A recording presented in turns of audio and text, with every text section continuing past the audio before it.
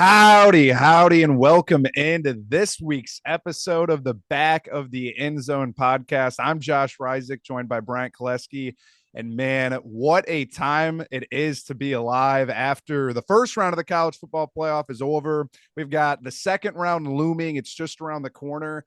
And that first week of playoffs, there was some craziness. There were some things that we expected to happen, but there was two games in particular that were quite crazy in the way that the outcome played out for sure. Yeah, and man, we apologize for not having a video last week. This guy decided he wanted to go and get sick. I was extreme. I couldn't speak, so it's a miracle right now that I'm out here and I still have a voice. So Yeah, but man, this first week of this first round of the playoffs, like you said, I mean, things we didn't expect. Some two incredible games. Both of them kind of went the exact opposite of how people thought they would go. Then you had two that went exactly how people thought they would go, and now it's leading this huge debate. And then you got other stuff as well. And now we're leading into the quarterfinals, and we're here. So yeah, no, seriously. And speaking off to start off with round one of the playoffs, just a little bit of reactions that we have. We're going to start off with the first game that opened up the playoffs this year. Obviously, Alabama heading to Norman, Oklahoma on that Friday night where Alabama came out and kind of took control late in the game. But the big thing about that game was that John Mateer came out ready to play. Obviously, Oklahoma came out up 17-0. But then the big thing, obviously, that shocked everybody was Alabama responded and scored 27 unanswered points through the second and third quarters. And that was I feel like that was a shocker for me personally, because I did not know at that point if DeBoer could face adversity the way that he did up to that point. Obviously, there were some big crucial special teams plays for Oklahoma that didn't go their way. There was the big time pick six that Mateer threw down the stretch late that really gave you guys that edge. But dude, like the Sooners scored quickly and then they stalled. They stalled multiple 3-and-outs, that pivotal fumble that shifted some momentum, the late pick six again. And like it all came down to just like that mishap on the special team side of the ball. And then just like multiple 3-and-outs down the stretch, which I feel like propelled you guys towards that win. and I don't think it was necessarily DeBoer facing the adversity. I mean, yes, he's part of that, but it was really the players because after the debacle that was the SEC championship game, and you also saw just how depleted Alabama was in that SEC championship game health wise. I mean, Jan Miller was out, Josh Clavis was out. God knows who was all hurt and still played. So you saw how depleted they were in that game as opposed to what they had in this first round game when they got a lot healthier. But also you saw the mental toughness of this team in a way I don't that we've seen all season except for maybe week one in the Florida State game. But they've had to come from behind a couple times this season, and they were prepared for it. I mean, they were down against South Carolina. They had to fend off Georgia in the first game. They had to fend off an Auburn comeback. And they tried to come back against Oklahoma in the first game. So they had the capabilities, but man, I wish they would have started off a lot stronger because when it was 17-0, I was just I Probably don't sweating. I wasn't sweating. I was more disappointed than anything. It's just like we get a chance after people said we shouldn't have got in, especially after the SEC championship game. We get a chance and we go out and this is how we start the football game off. But then that one drive where the freshman receiver Lotsier Brooks caught uh, a huge first down ball, and then he got things started with the touchdown where he wouldn't go down. That really, I think, sparked momentum, and I think Oklahoma could, especially on the offensive side of the ball, started to feel the pressure, and it really just propelled them, to make mistakes, kind of like Alabama did in the first game. Alabama gave it away on turnover, special teams. Oklahoma did in In the this one. final 2.5 quarters of that game. So what happened to Alabama in the first game happened to Oklahoma in the second game. Yeah, and I'm really happy that you brought up freshman receiver Latsier Brooks up. It was just bound to happen, obviously, after the type of game that he had. But once the Crimson Tide started spreading out the receivers, spreading the ball around, that's when Oklahoma had no answer. And like Latsier Brooks, man, he was just a flat out game changer. He had multiple momentum shifting catches throughout the game, some big time third down catches, and the time when the game changes when you guys started spreading that ball out, hitting up multiple receivers, and it just goes to show that Alabama's always got another receiver just sitting there waiting, ready for his moment to come. And that was Latsier Brooks's moment in that game. And another thing is of course Alabama hasn't been able to run the ball hardly well at all this entire season, whether it's offensive line, whether it's the backs in their vision. But this game, while it doesn't show up on the stat sheet, they had some runs where it kept Oklahoma honest. It kept them, I don't want to say fearing the run, but they knowing that we can get it, I mean, we can do it and get 5, maybe 6 yards. And then Daniel Hill, the sophomore back, 240 pounds. I mean, he reminds me of like Trent Richardson, Derrick Henry. Yeah, He's not yeah, he's not Derrick Henry's height, but he's his weight. But he's more. He looks more like Trent Richardson to me, or Eddie Lacy. But he broke off for one run, and them making Oklahoma respect the run enough gave Ty some time. In the first game against Oklahoma, we couldn't run the ball hardly at all, and they were just teeing off with pressures and everything that they could throw at Ty. Well, this time around, they forced Oklahoma to respect the run more than they did. So it gave Ty some time, and we've seen it all this season.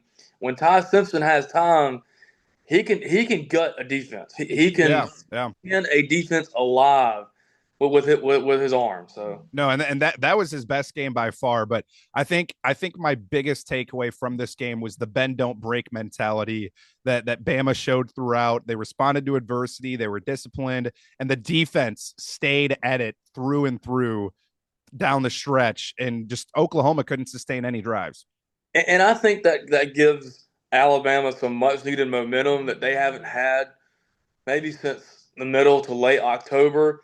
They went through that 4 game stretch of Georgia, Vandy, Missouri, Tennessee, or 5 game stretch with South Carolina. Then they hit the bye week, LSU, and then just since that bye week, we hadn't seen the same Alabama we saw that middle stretch. But now that they were able to show some adversity, come back and win this game, get a huge monkey off their back as far as not being able to beat Brent Venables and Oklahoma, create some much needed momentum, and I think they can play uh, loose the rest of the way. Yeah.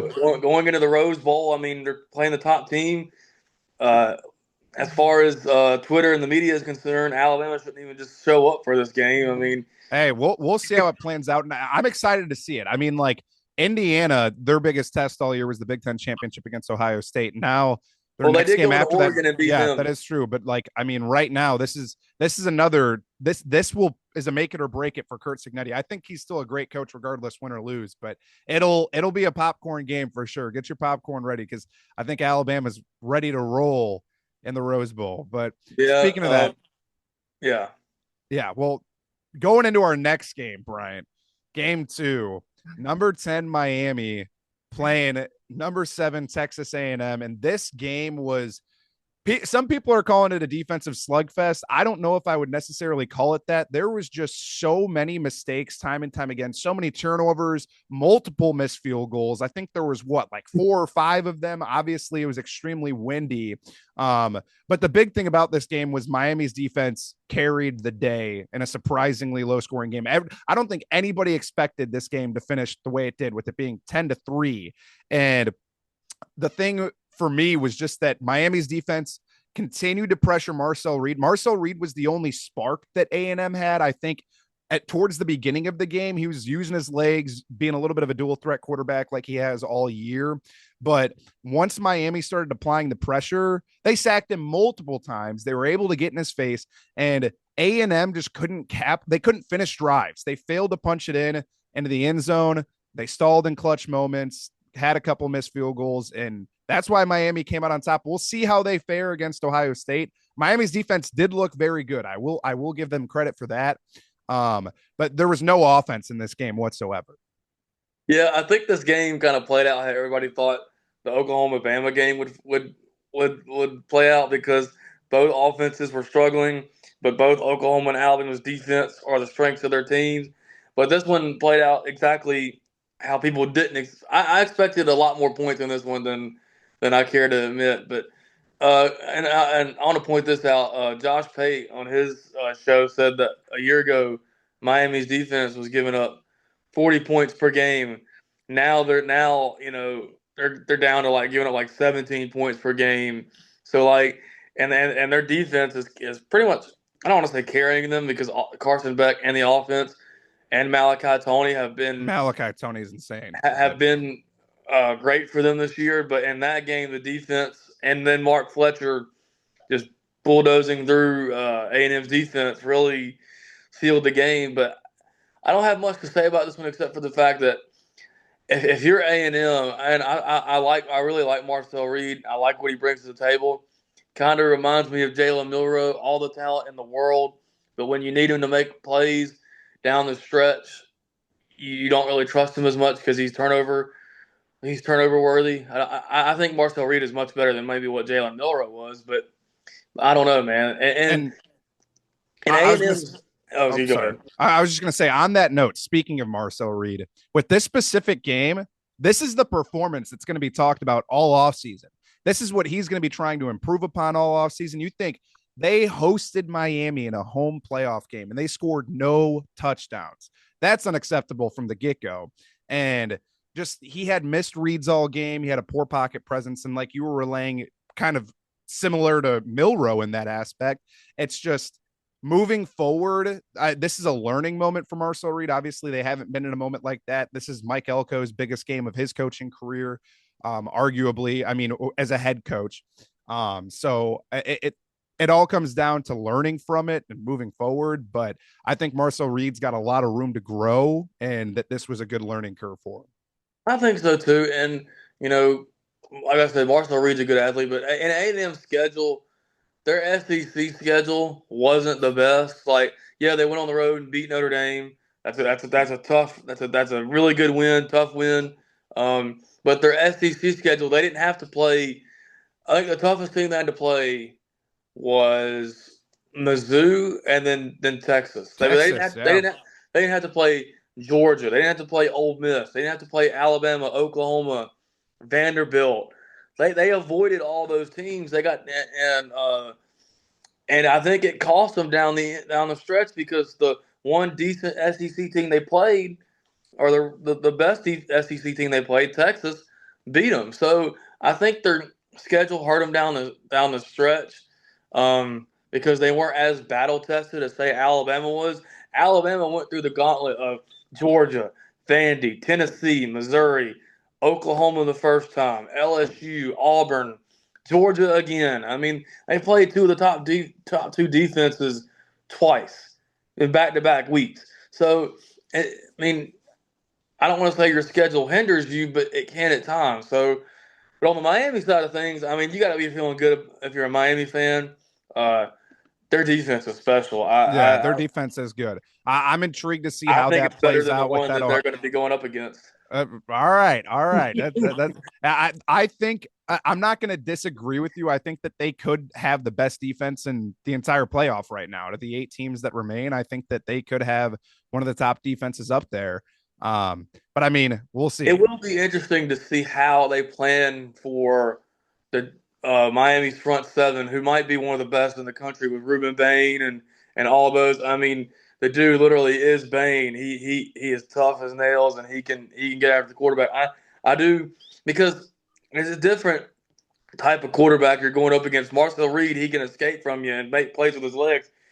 Sorry, Julian, saying, but you're a statue back there, pretty much. I mean, Yeah, I mean that it's valid. He doesn't use his legs much, so I mean, and we'll get into that next week, going into our previews for the second round of the college football playoff. But now, getting into the other two games of the first round. And I'm just going to call them the other two because they were the other two with the group of five schools. I mean, that's what Obviously, everybody else is yeah. calling them. I mean, obviously, Ole Miss stomped Tulane from start to finish. They won 41-10, and Ole Miss Only scored four early. points, only 4 points less than what they beat them by in the Exactly, first go around. exactly. But like Ole Miss, the thing for me in this game, the biggest takeaway is Ole Miss scored early and often. Obviously, they scored the first minute of the game, and they never let Tulane build any momentum at all. They had no chance to build any momentum. And the And sad Tulane was driving a little bit yeah, on they the were. OU They side. were. I mean, their offense looked really good at times. I mean, it sucked when your defense was just letting Trinidad Chambliss run all over you and do whatever the hell he wanted for most of that game. But one of my biggest takeaways from this game, when we're looking at it from a college football playoff format, would you say that this was a dominant game from Ole Miss, or was it just a mismatch? Because if you had somebody else in there like Notre Dame or BYU or one of these other teams, or Texas or Vandy or one of those teams that were the first four teams out, I don't think it would have been as dominant as a performance. I think it was just more or less that it was a mismatch, and it came down to the fact that we had two group of five schools in the playoff. You look at what JMU did against Oregon, they hung in there a little bit. But for me, I think it's just way more of a mismatch standpoint. And I think that's one area where the college football playoff committee screwed up and where it's a little flawed in that regard because, like, yeah, it was a dominant performance from Ole Miss, but now let's see what they do against Georgia next week.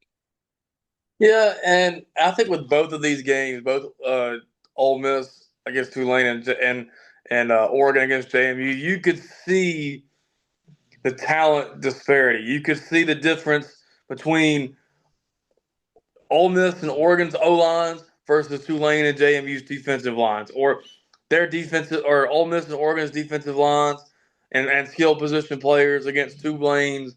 It was just you could see the differences. You could see the Yeah. difference and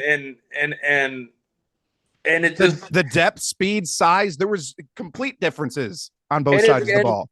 and it's gotten even worse now with NIL because I mean the best players that come from the group of five, if they're there within 2 years and they're showing they're hopping their butts to the big leagues. So I mean, I don't know what the solution is. Well, I think I do. I think it's give them their own playoff and championship. Yeah, similar to FCS, but But it's tough. Like if it had been South Alabama, would I have been happy for South Alabama? Yes, but it would also have been tough as a South Alabama grad, like we are, and fans because we both pull for South Alabama to see South Alabama go up there and go up against an Oregon or Ole Miss yeah. or Alabama because you know the outcome. I mean, I'm Yeah. sorry, but you do. One thing I will give JMU credit for was they did score 34 points at Autzen. The thing is, their defense couldn't stop Oregon at all, but there was a little bit of time when James Madison was keeping pace with Oregon where the game wasn't completely out of reach. But I mean, still, it just goes to show that group of five schools at this point don't necessarily belong in the playoffs. You saw what happened last year with Boise State in the playoff. Obviously, yeah, they had a crazy year from Gentry. And I think Boise State was a better group of five team in last year's playoff than both of this year's group of five teams. And you saw it 3 years ago when they let Cincinnati in. Cincinnati ended up playing Alabama and and somebody I think Brooks Austin on his show pointed this out. That year, Cincinnati had more players drafted than Alabama did, but Alabama still won 27-6 on the field because it's still the talent disparity and the depth and everything is still there's still a wide gap in Yeah, between. they're overmatched. They're overmatched at all those key moments. And like it just goes to show, like, is there something that the college football playoff committee is going to do to expose these depth issues Well, for the non-power five teams? the thing is they still have not decided on, and I brought this up a couple weeks ago uh, in our group chat and some other group chats. They have not decided on a 2026 format.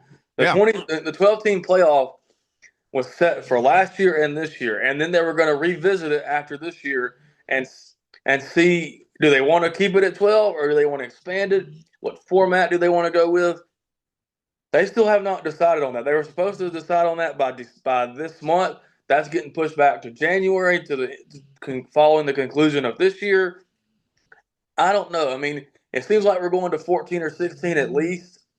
But I'm sorry, Group of Five, but I think if you're going to include the Group of Five, they have to earn it. And this has been They have to mentioned. belong. Yeah, they have to. They have to meet, and this has been mentioned across several platforms, national platforms, way much bigger than ours. Um, there should be a certain threshold, whether it's scheduling, whether it's who you played. There's got to be a certain threshold that they got to meet to where they can even sniff qualification. Yeah, Because no, I don't know, man. I don't know the answer. I mean, and it stinks too because for those G5 schools, you think they may only play one or two Power Five schools in a given season, and at that point they have to win both of those to even prove and that they they're may worth it. miraculously come up with a win against one of them. I mean, you see it every now and then. The group of five team catches the Power Five school napping, Yeah, and it happens. Those upsets do happen, but they don't happen as often to where you can sit there and say, "Oh, the group of five, they belong." yeah, exactly. And there's no team that stands out enough that could really compete with the top Power Five schools or Power Four now. But Even if Tulane or JMU found a way to beat Ole Miss, Oregon, you're telling me they're going to be able to do it three more times against yeah, Georgia, there's no way. There's Miami, or no way. Ohio State? Like they're yes, they may could miraculously win a first round game or even a quarterfinals, but they're not. I don't think they'd have the capability to go and win against those teams four times in a row. No, I 100% agree with you. And it just, like you said, it shows the disparity um, and the flaws in this current format. All right, now getting into our pick'em segment, we're going to start it off with the Pinstripe Bowl, going to the iconic Yankee Stadium where Clemson is facing off against Penn State in this week's Pinstripe Bowl or this year's Pinstripe Bowl. And I think for this game, I'm going to flat out just pick Penn State to win this game. I know Penn State lost James Franklin early on in the year. For this game, what it comes down to for me is I'm not sure if Drew Aller or Nick Singleton or if any of those guys are opting out. I haven't heard anything about Well, didn't that. Drew Aller get hurt? Oh yeah, Drew Aller did get hurt. Crap, I don't even know why I did. I blanked that, but they still. So for me, I'm still picking Penn State regardless. I think that they're a gritty team. They still have a solid defense. Um, Obviously, the year didn't go out the way they planned it to be, but that was the same way for Clemson. And for me, I think in this regard, I think that Cade Klubnik was just a little too inconsistent all year at quarterback. Their O line struggled. And they're playing in the cold, man. They're going to New York. They're playing in the cold. I don't know how cold it's going to be. It's probably going to be lower. It's probably going to be like mid to high 20s. But for me, I'm just going to flat out pick Penn State to win this one. They have a lot to prove just because of the year that they had after Franklin leaving. I think they want to end on a high note going into the offseason. So I think that Penn State upsets Dabo Sweeney and the Clemson Tigers. I'm gonna go with Clemson just because I want to go opposite of you, you Big Ten lover. Whoa, whoa, whoa. Big Ten homer. No, I'm kidding. So these are Just two wait till you teams. get my next pick. Just wait till you get my So next pick. these two teams were what, number two and three in the nation to begin the season, and now they're sitting here in the Pinstripe Bowl. I picked Clemson, and I wasn't the only one to pick Clemson to win it all. Obviously, that was horrible on my part, but I did not foresee them being just absolutely abysmal on offense, and even their defense in times where their defense was supposed to be their strongest unit. Their front seven really underperformed. But where I think this comes down to is I haven't seen a lot of Clemson guys opt out or get in the transfer portal. I think they have some guys um, that are declaring for the draft. Peter Woods and T.J. Parker, especially, they're two stellar defensive linemen. They will be top five picks or top six picks, whatever. Um, but I don't think they've opted out of the bowl game.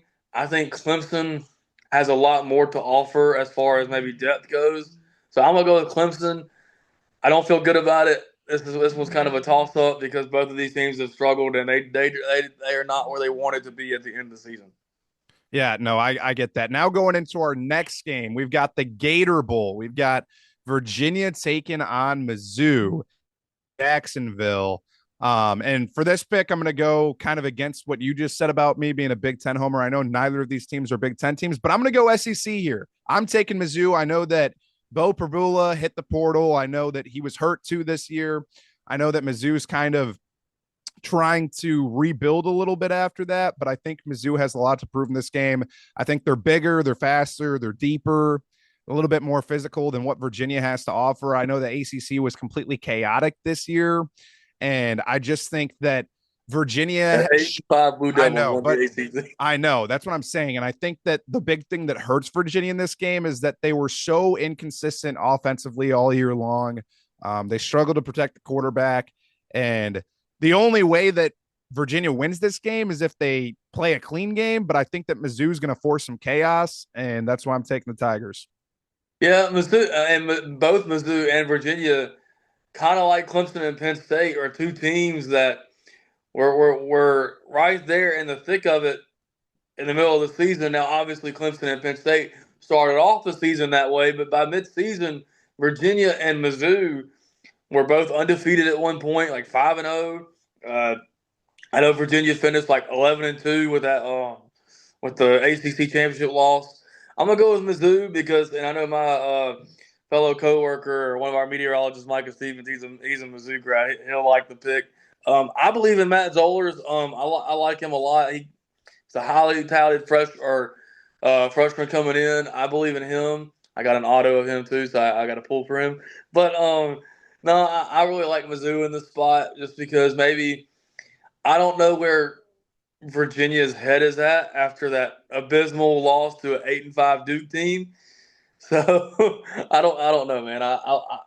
Again, another coin flip game, but I like Mizzou talent wise better than I like Virginia. So No, I 100% get that. And on to our next game. We're going on to the Texas Bowl. LSU versus Houston. This is practically a home game for Houston, played in NRG Stadium in Houston.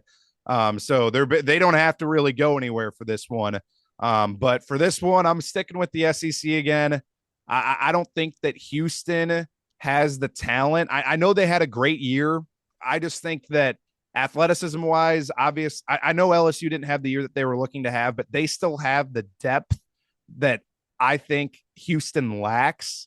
And I think LSU will settle in and the talent gap will just show in this one. And I think that the Tigers again come out on top. So in this one, to me, the LSU by far has the talent to overmatch Houston, but I think mentally you don't really know where LSU is at because yes, while this will be a chance for Lane Kiffin to kind of see what he has in the house and see kind of okay, who does he really want to stay, and maybe who does he want to maybe kind of send packing in the portal, who does he want to allocate his funds to. I don't know like who's coaching LSU. I don't know who their quarterback's going to be. It could be Van Buren. It could be Nussmeier. I don't know. I don't know who's all opted out for them as far as the portal because I know they've had some guys enter the portal, and Houston's been kind of quiet. Like they've had like a quiet season, and they were in the thick of it as far as the Big 12 goes in the middle of the season, and then they just kind of hit a rough patch against some teams. And so, you know what? I'd like to pick LSU here, but because I don't know what LSU is, where LSU is mentally, or what maybe they will have for this game, I'm gonna go upset here, Houston. All right. All right. And on to our final pick'em game of this week's The game that episode. should be the national championship Yeah, game. this should be. It's the best bowl there is. Both teams will have sprinkles on the stripes of their helmets. The Pop Tarts Bowl, trying to get that toaster trophy. Georgia Tech versus BYU, and I think this is a super underrated bowl game, but Dude, especially imagine with this Bama or matchup. Ohio State with Yeah, the sprinkles on the top of their helmets. seriously, dude. That'd be Imagine. awesome. Everybody was saying, imagine if Notre Dame was in this game and they had sprinkles all over their helmets. It'd be hilarious. But I Gold think this sprinkles. yeah, I think this game's going to be fun. I think it's going to be chaotic. And it's sneaky too. And I'm going to pick Georgia Tech to win this game. I think that they're the more explosive team going into this game, and BYU struggles when they're forced to defend against tempo and more mobile QB play, which experienced quarterback Haynes King has proven that he can do. He's a dual threat nightmare. And for me, I just think that BYU is disciplined, but Georgia Tech is a lot more dynamic than BYU is. And I'm going to take the dynamic team in the Pop-Tart Bowl to come out on top. And I just think that Haynes King's experience kind of just is more triumphant over everything that BYU has to offer. Now, these are two teams. I feel like this is the bowl game where both of these teams are locked in and they have something to prove because both these teams finished with only two losses. Both could have been in the playoffs and I think made some noise over JMU and Tulane. Uh, I mean, maybe even I know there were a bunch of teams on the bubble this year that could have gotten it, but these two teams were right there as well. And you know, I don't know. I don't know, man. This one's a coin flip. I'm gonna go Georgia Tech as well, just because Brent. I mean, Haynes King. I think this is Haynes King's last game before he has no more eligibility. He's been in the sport for a long time. I think Georgia Tech will be ready to roll. But I think it's a game that comes down to the end. I think both of these teams match up well against each other, and I don't know. It's gonna be fun. I No, like very much so. I you're agree. gonna get to see all the mascots, the different Pop Tarts, and The it's Pop just Tart, the gonna be Pop Tart fun. go down in the toaster, the Yeah. mascot, and then they And come then out. no, did you see the trophy for the Xbox Bowl That between was sick. Arkansas The State Xbox. and the I Duke? thought it was sick how for the offensive and defensive MVP. I don't play Xbox. I'm a But they PlayStation got guy, an but achievement. I loved how they had that. I was like, oh, that is sick. I was Yeah. like, that is dope. Apparently, too, I saw a rumor that every player on both teams in that game got an Xbox for Yeah, free. I was they like, got that's one of the new yeah, handheld. yeah, yeah. I was like, that's sick though. Can't complain about that. As a player going to a bowl game, come on now.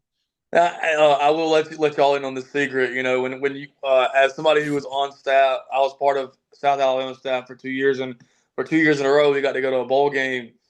The players and the coaches get obviously the best gifts they can give out. I mean, staffers they get like I got a bunch of gear, which is fine by me. I got shoes, jackets, beanies, bags. I got all kinds of stuff. But I remember the first year when we went to the New Orleans Bowl, uh, the players walked out with like new Apple watches and like iPads, and I'm like, dang, like where's mine?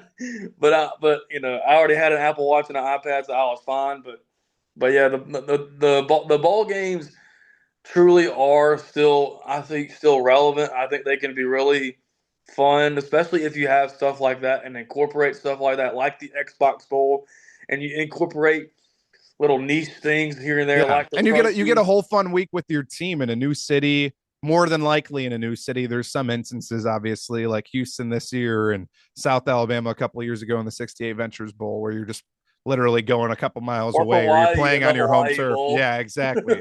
That's a little odd, but either way, like for most teams, it's a fun experience getting out, and I mean, you get to enjoy it and play one last time with that roster. So Yeah, and I mean, we enjoy the bowl games because we're college football sickos, and uh, I'm excited to watch these bowl games this weekend, especially the Pop Tart one. And then you got then leading up to the quarterfinal games, which are also bowl games, but leading up to that, you got a whole slew of other bowl games that we'll get to next week. So I mean, it'll be fun. no, it's going to be really fun, and I cannot wait to dive in next week and get some previews going for this next round of the college football playoff because it's going to be fun. It's going to be fun. There's some really I'm good excited. matchups, and Alabama's never played Indiana, and Indiana's it's crazy to think that Indiana is favored by a touchdown over Alabama. That is just like it's it's a wild time to be alive. if Yeah, you if you would told have me told me that that, 5 years ago, I'd have slapped you in the face and I'd have laughed in your face. yeah, no, seriously, it's crazy to see. Just think about what Signetti's done for that